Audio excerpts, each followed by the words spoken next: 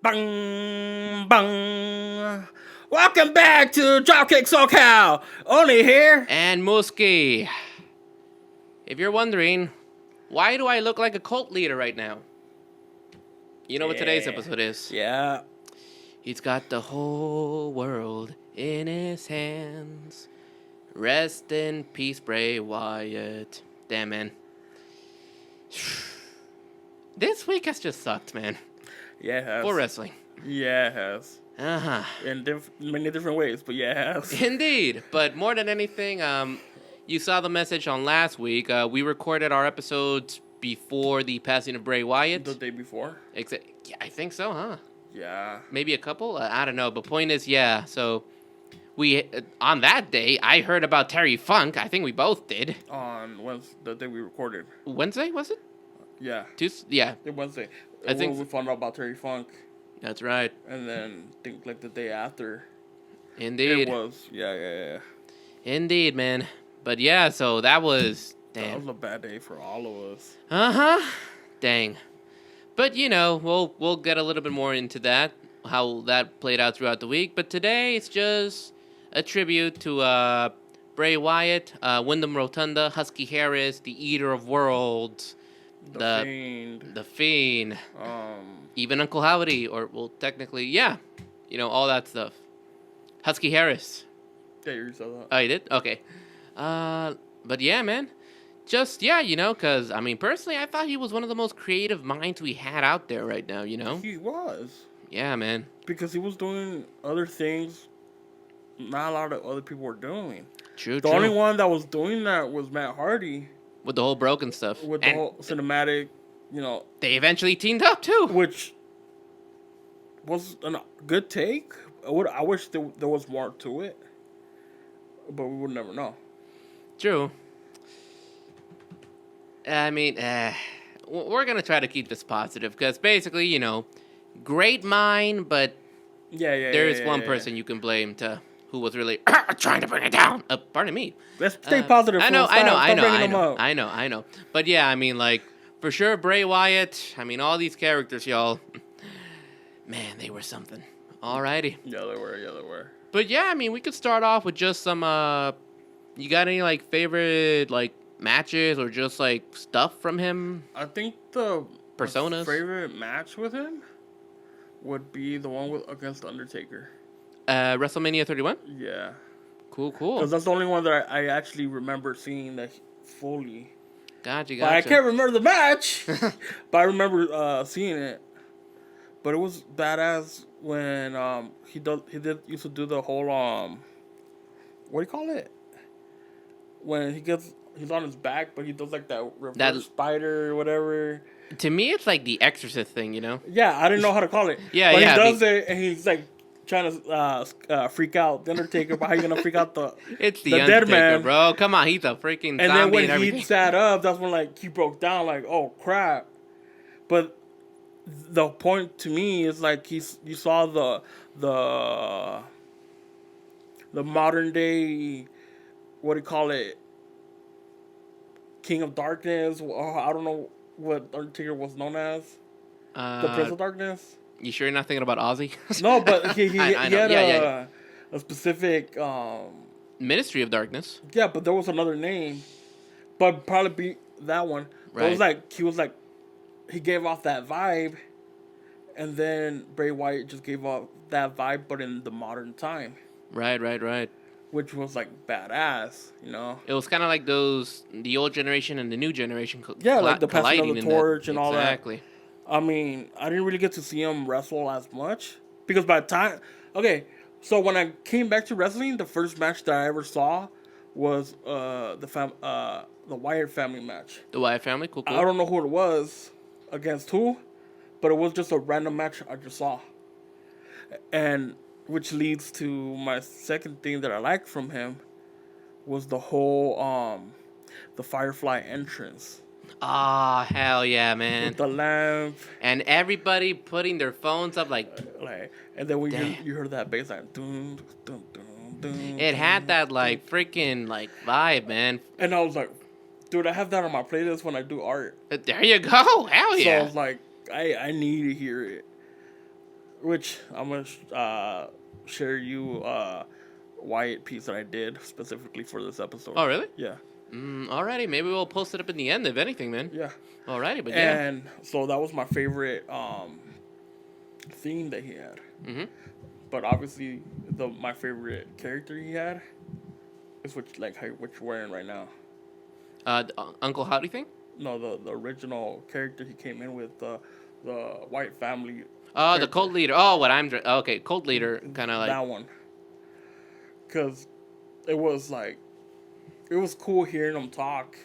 And then with the accent and the whole, like... all creepy vibes about the family and whatnot. and it fit, and it was awesome. God. So when he transitioned to the other characters, I'm not going to say they weren't awesome. They were cool. But that was the one that made a mark for me because that was the first one I ever saw of him. And I was like, oh, shit, I like this one. A little different, man. Yeah, no. A little different and all that. Yeah. I believe he got the idea, like, the whole look and everything from, like, a Robert De Niro movie. Probably. That's what I remember hearing.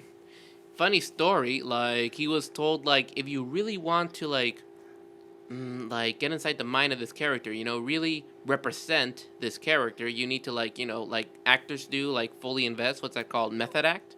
Yeah. He went to court, like, as, like, part of the jury, as that character with the whole accent and stuff, and, like, they told him, I don't think you should be here. So, from that point, he knew, like, okay, I got this character down. Yeah, because if it was, like, Yeah. No, wrestlers have to be actors, man. Yeah. But he had it down, dude. He did. Nah, that was something cool, man. Don't lie, even I got excited when he came back in the Royal Rumble. Oh, yeah? Because I was like, oh, shit, now I actually get to see him, like, wrestle. Exactly. This year's Royal Rumble? Yeah. Nice. When he was painted and all that stuff, right? Yeah, dude, that was a badass face paint that glows in the dark and shit. Yeah. Yeah, man. And I think the Wyatt family, the OG was Rowan and what was Brody Lee's name again? Luke Harper. Luke Harper, there we go. Ron was later. He was later, like added in as the muscle. Then I think Randy, then Bryan Daniels joined in later? I think it was... Or was he just like Daniel Bryan before Randy. Was it? Because all right. From what I remember, with Randy was during the SmackDown Live stuff. Right. And with Daniel Bryan, it was a little bit earlier, so because he was still wrestling when he was Gotcha. doing it. That's right. All right, that makes... Yeah. So speaking of that, I think his best rivalries were during that time, man. Like, as the Wyatt family leader... I mean, the shit that he had with John Cena and Randy Orton was just was awesome. When I look back into it, yeah. Yeah, I mean the matches at WrestleMania 30 with Cena. I mean, sure Cena went over, but eventually, you know, he lost a steel cage match, right? Cena. Wyatt won that one. Don't remember. I think he did. Okay, well, I'll have to double check, but I think Wyatt won that steel cage match. It was like he had a little kid come out singing, "He's got the whole world" to distract Cena, and he was able to get out or something. Oh, damn. I'll have to double check on that, man. That day. Then the shit with Randy Orton was cool. Like, they started off being tag champs, then Randy betrays him, wins the Royal Rumble, burns his fucking shed down. Not the shed. I know. Now, it wasn't bad, but, you know, the match with the whole creepy crawlies and stuff. Oh. Whatever, you know, it was still... Because there's that. There's the feud that they had with the New Day. Oh, the Wyatt family? That one I don't really remember. Where, like, that's when Xavier Woods got all scared. And he's like, no, like, we shouldn't mess with them. Damn. Yeah, it was like a brief rivalry. Gotcha. But, like, that whole, what is it, the Eater of the Broken Worlds? That one was tight. With Matt? Yeah, with Matt. Yeah, they won the Raw championships, right? Yeah. That's when I started laughing, because Matt had a segment backstage with Jeff, with Bray Wyatt in the back, and it's like, you know how Matt talks, like, Brother Nero, it starts going Shakespearean kind of shit.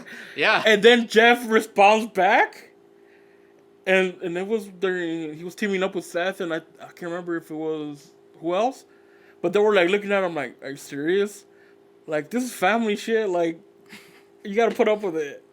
Oh boy, yeah. But Family issue. It was funny though because even he even added on to it, and and Jeff like responded back like, "What the fuck are you guys?" Doing? Yeah. That shit made me laugh. Nah, man, that's funny. Dang. But yeah, man, just overall, like, I think that was his probably longest lasting character, you know, was the whole, like, Wyatt cult family leader. Yeah, that was, yeah. I guess the only criticism I would have, man, I wasn't into the whole, like, Sister Abigail thing with, like, Finn Balor, where he would, like, appear on the screen draped over. Yeah, I don't understand that part. Yeah. There was, I mean, keep in mind, the characters he had, they were good. But there was, like, probably, like, one or two pieces that didn't make sense. Until, like, the next character he came out, like, oh. But the current one that he had is like, nah, it doesn't fit. I know, man, I know, but definitely. Didn't he have a rivalry with the Shield, too?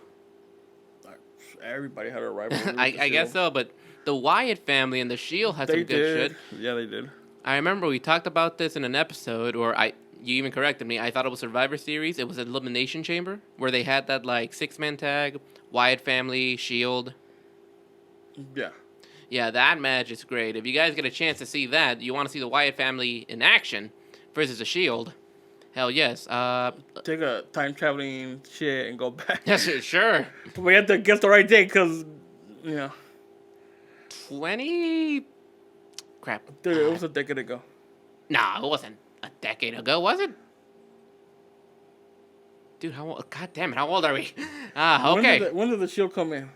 2012, 2013? That was a decade ago. Okay, yes, but it was a few years after they came in. 2014, 2013? 15, maybe? Because 15 was when they did the SmackDown Live shit. SmackDown Live. So there was no Shield yet. Damn it. Oh, my God. 2014 then, right? Damn it. I can't remember. And they remember that was that 1 year that Seth missed the whole year. Right. But then they reunited. Ah, crap.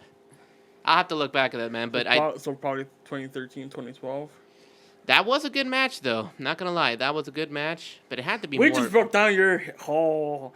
You're old as fuck. Well, there you go.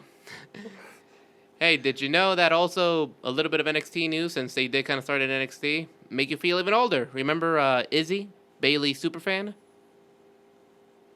I didn't even know she had a super fan. Yeah, a little girl who would like always cheer. Oh, that one girl. She is now wrestling. Oh, fuck. Yep. But yeah, anyways. The little sad girl. Yeah. Yeah. The one that Sasha Banks made cry one time. She is now wrestling. Fuck. Uh-huh. Damn. But it's all right. It's all right. Yeah, it is. Indeed. She's living out her dream, man. She is definitely someone who has the whole world in her hands now. Yeah. Yeah. But yeah, man, just the Wyatt family, very unique, stable, definitely different than what was going on during the time, you know? Oh, definitely. Yeah, you know. And just overall, some good matches. They held some championships.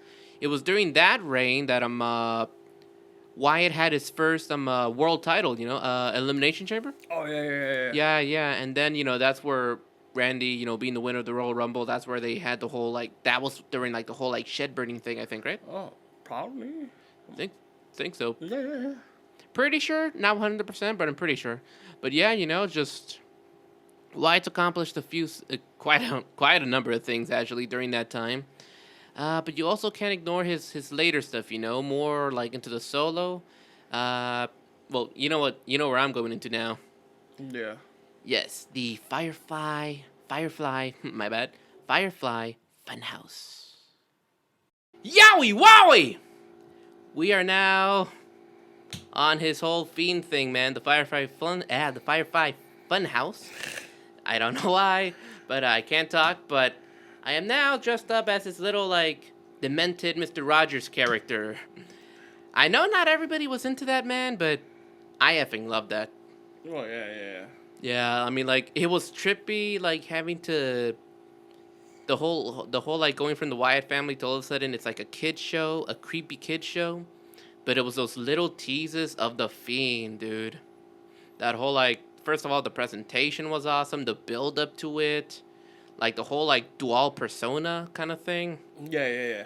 I freaking love that shit, man. You know, like his character, like prior to that, the Wyatt family, like if I remember, Robert De Niro, Cape Fear, I think. I can't remember, but it was definitely a De Niro character of some sorts. This one was just like straight up horror movie influenced, you know, Yeah, like monster movie kind of stuff. I love that crap, man. Go ahead. No? You were gonna say that? No. No. All right. But yeah, you know, like I think the first time it was he what's it? Oh, Finn Balor. That's what it was. He like debuted in SummerSlam. Okay. Yeah. Like great presentation. You know, like no more like kind of like Colt family stuff. He came out to that freaking heavy metal track and just the Fiend being like all neurotic and stuff with the freaking like head of his former like persona with the lantern. Okay. That crap was badass, man. I absolutely loved it. I know you're kind of... Because I wasn't really keeping track on that. So I have, like, no recollection of it. It's alright. I mean, great idea, you know? Like, Bray Wyatt, like, came into the creative department with that, and they were like, yeah, sweet. But, you know, there were some high points and low points. Basically, like we've always said before, man, sometimes the booking just messes up. Yeah. They mess up, man. What can we say? That's where it usually does mess up. These assholes just don't know what to do. But yeah, you know, like, because it was going off great, you know. It was menacing. He was taking out, like, a lot of people. Like, like he attacked Mick Foley with the mandible claw. That's like a... He took that from Mankind, basically, man. Yeah. A little influence from Mick Foley, you know, with like the whole multi-persona kind of thing, Cactus Jack, Dude Love, Mankind thing. Mrs. Foley's baby boy, which is just him. Yeah, just Mick Foley regular. Yeah. But, you know, the Fiend started attacking people. Mick Foley being one of the biggest ones, where like, mandible claw, you know. But yeah, it started off with Finn Balor, and then from there, he was going after Seth for the championship. You know what happened there, right? No. Are you familiar with the disaster that was the Hell in a Cell 2019? No. Good. You all know what I'm talking about. 2019, Hell in a Cell, The Fiend versus Seth Rollins. We're not going to talk about it here.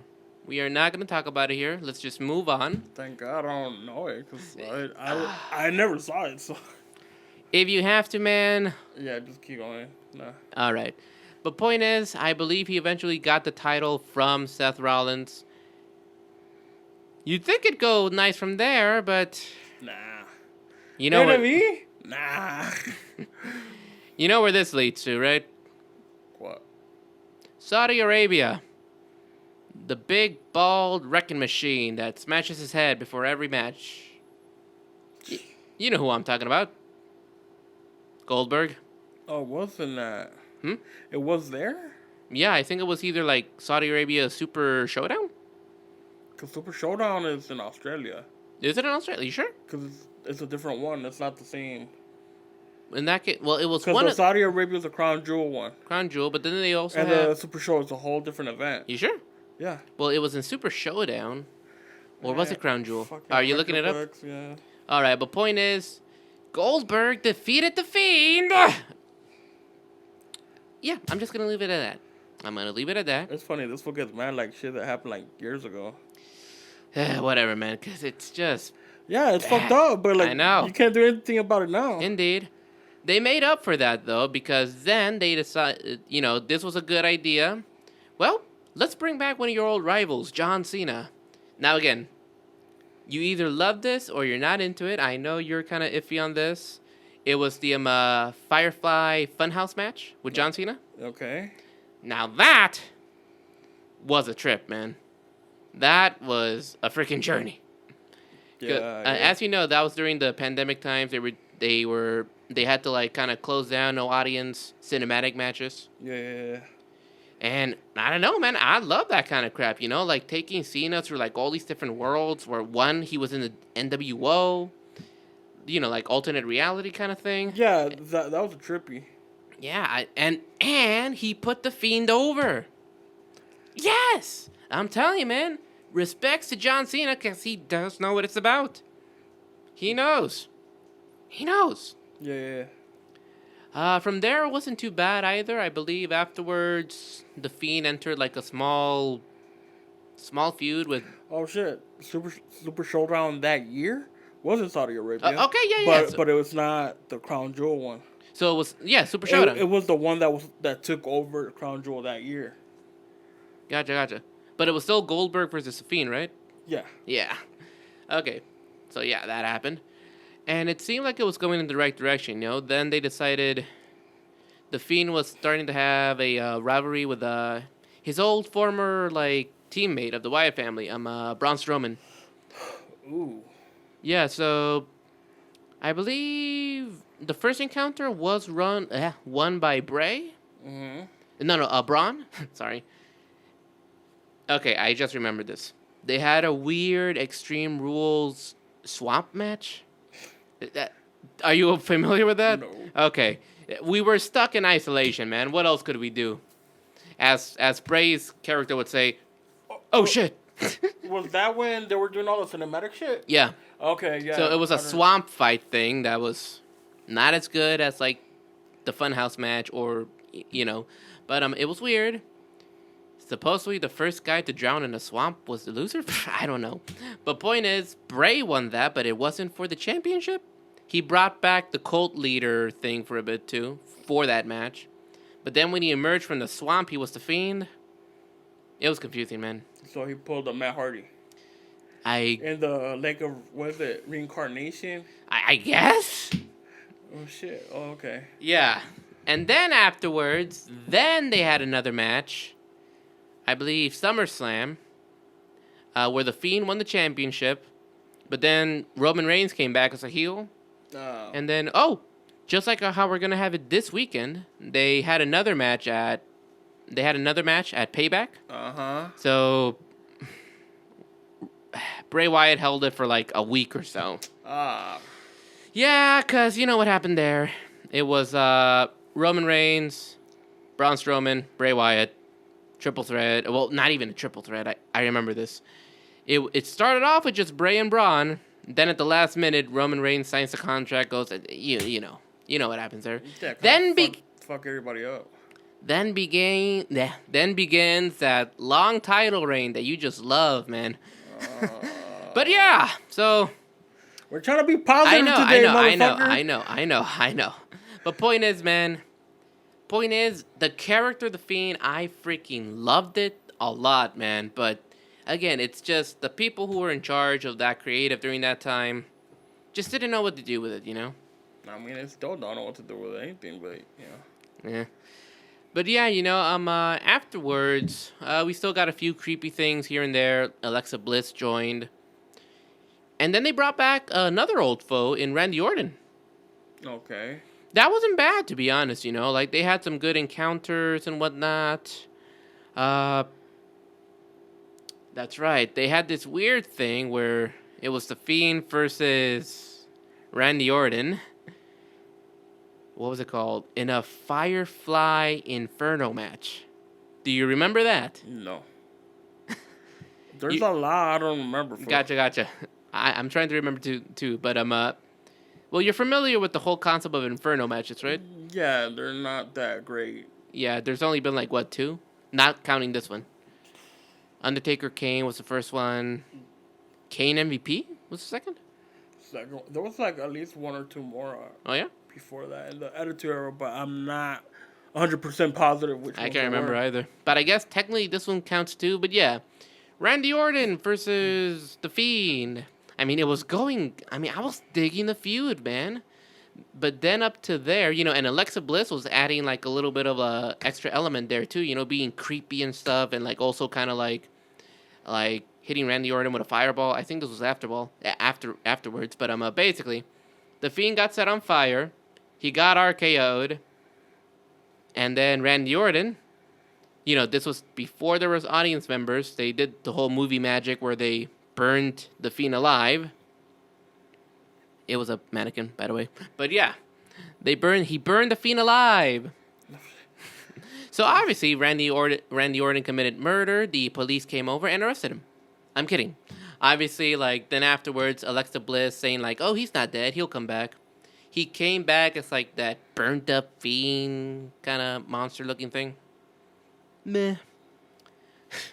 Then came WrestleMania. Damn, fool, are you just doing the whole freaking storyline? Okay. Kind of, man. But that's basically kind of all there was during that like, halfway run of The Fiend, man. Yeah, because there wasn't a lot. It wasn't. It was short-lived, sadly, because we're getting to that right now, man. WrestleMania, he regenerates back to his old Fiend self inside a giant Jack-in-the-Box or something. And you'd think Randy Orton would put the Fiend over. Nope. No. Someone's idea was it that Randy Orton should win. From there, the Fiend pretty much... Yeah, he got him... afterwards, he got released. Yeah, because keep in mind, wrestling now, right? It's more about the wrestling, not so much about the character or Exactly. the storyline. Yeah. And that's what Bray and like Matt Hardy and all them fools were trying to bring back, because that's the Attitude Era. True. It's more about the character and the story, not so much about the wrestling part. I guess so, yeah. I mean, they could all... That's the thing, though. They could wrestle and do the character. Like, they could do it all, but it's like... but you want to add more, like, mystical shit, so you need to do the storylines. True. So, like, imagine if The Undertaker would have done all the stuff that he would have done in the Attitude Era. Now, he wouldn't be able to, because they wouldn't let him really do the stories. Because they're more focused, like, oh, no, we have to actually... You actually do have to wrestle every week. And with these guys, they were trying to...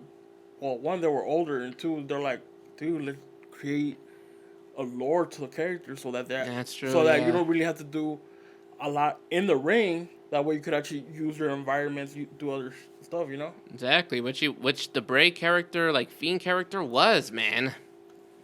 If they would have let him do what he wanted to do, it would have survived. Yeah. But you know, these guys didn't understand. Like, They didn't. It's not all about the ring. Sometimes, like, yeah, everything settles down in the ring, but all the storylines are not really all there. That's what invests you in it. Yeah, that's where, like, you know, like, all the storylines start in the, you know, backstage. They start somewhere, and, like, you know. Yeah, man. A little bit ahead of his time. A little bit ahead of everyone in there, you know. Yeah. God damn it.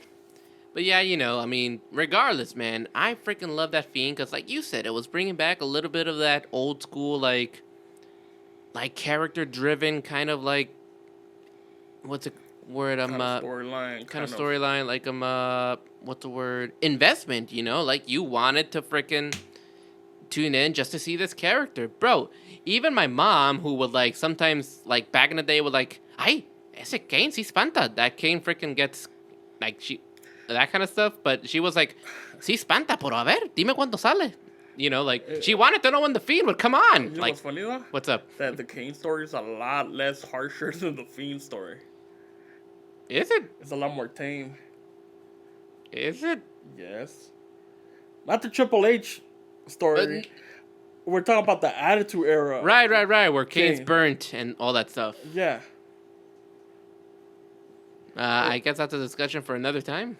No, just simple. I'm just putting my opinion out. Okay. It's a lot more tame, because remember, like, in that one, they wouldn't really do much of the story. Oh, like, this is what happened. It would just they put the storyline there, and just Kane showed up here and there to mess with The Undertaker.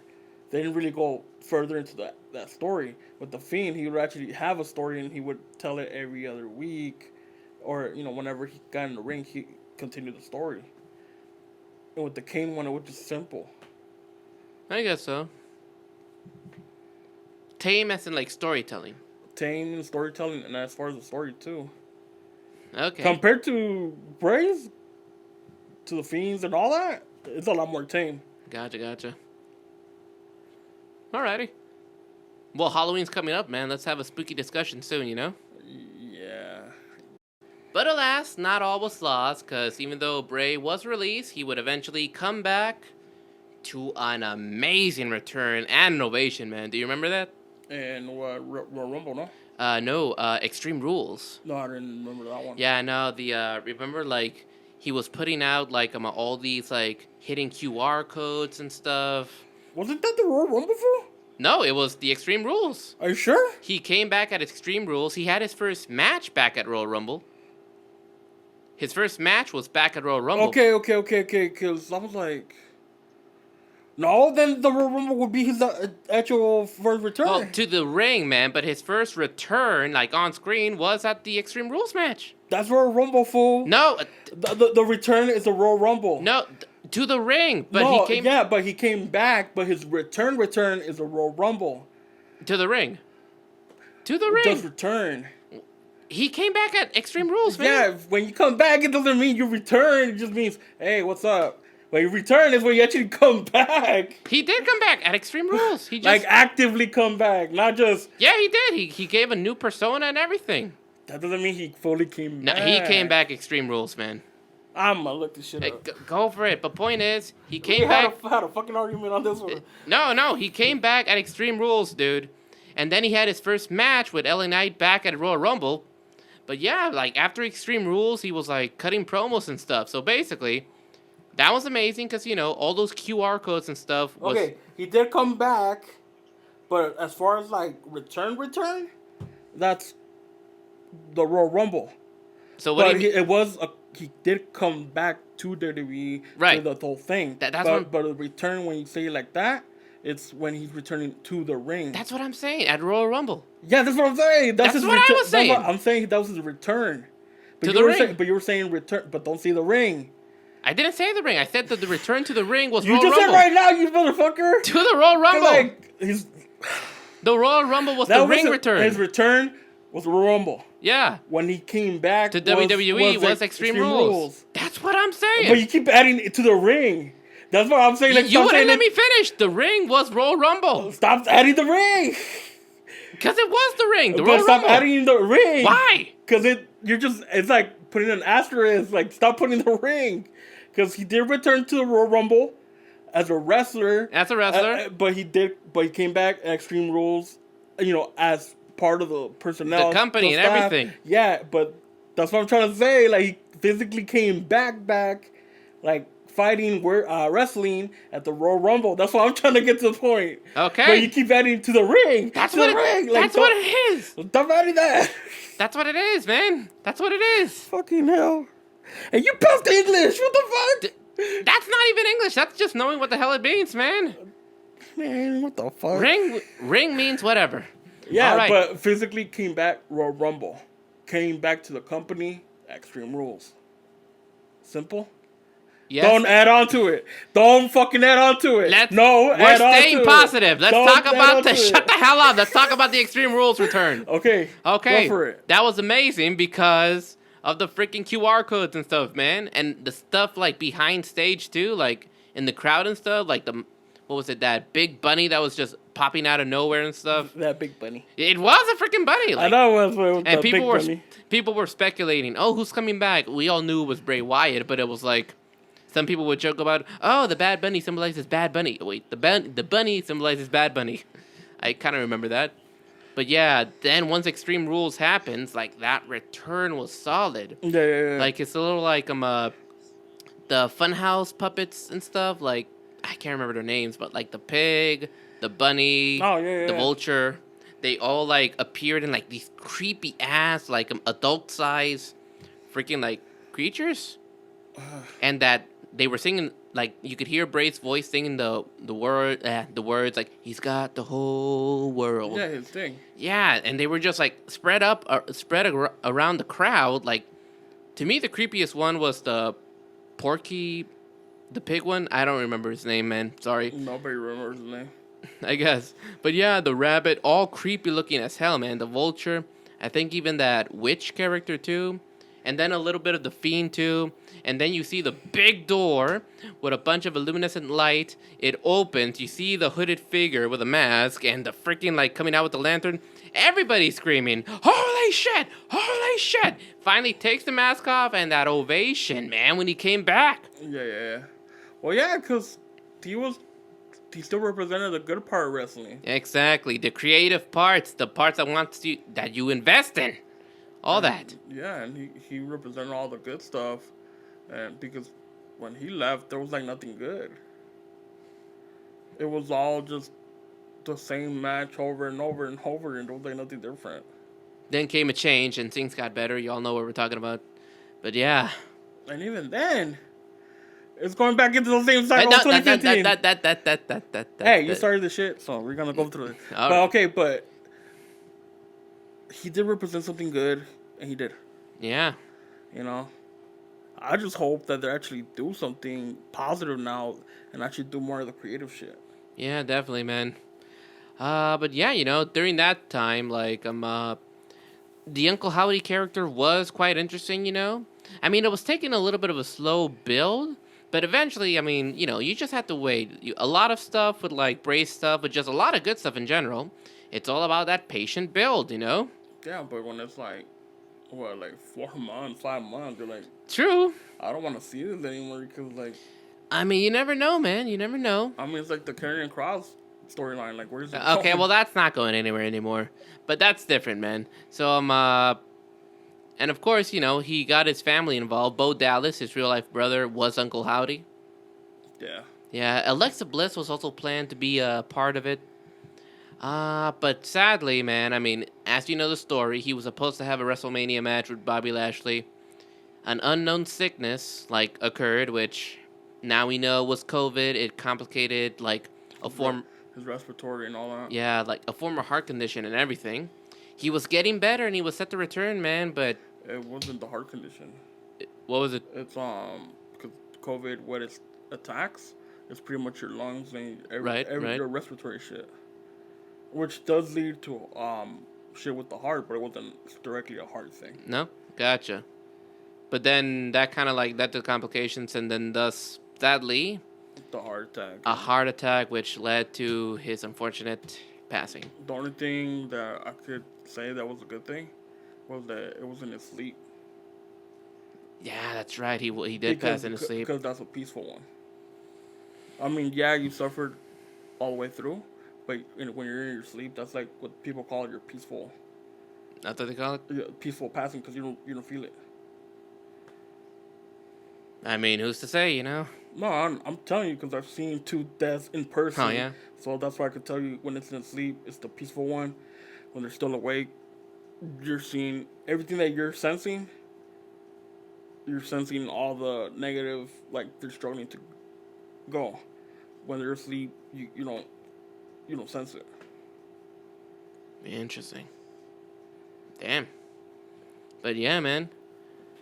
But yeah, just overall now, we could just kind of end by talking about just all the support that came out of that, you know, because everybody started sharing stories about just how great Bray Wyatt was as a person too. In the backstage. Yeah, how he never like it was never like a bother for him to just lend out a helping hand. How he loved the fans and stuff. Yeah. Ah man, dude, yesterday's episode of Raw with the Becky segment. Did you catch it? Nope. We'll talk about that in the review, but yeah, man. And overall, like, he made his own mark in the legacy because you know he comes from a whole legacy of wrestling, a wrestling family basically. His grandparents, his dad, the IRS man, his uncles, him and his brother too. So yeah, he left his mark there now. So that is good. As you know, like little bit of my nerdy side here. Have you guys ever seen Star Trek II, Wrath of Khan? He's not dead as long as we remember him. Because technically it's like a little piece of somebody still on this world, you know? It's through memory. Yeah. Yeah, pretty much. Day of the Dead. There you go. That's what they best off of. Indeed. For any of you Coco fans out there too. Yeah. Why Coco? You know why I say that, man. You could have just said, like, Mexican culture. You didn't have to say Coco. It's basically whatever. But anyway. Anyways, but yeah, man, just a little run through of like the career and life of Bray Wyatt, you know? It sucks, but left a legacy. And he pretty much just like he will stay alive by the memories that he's created with the fans and just the people around him. No.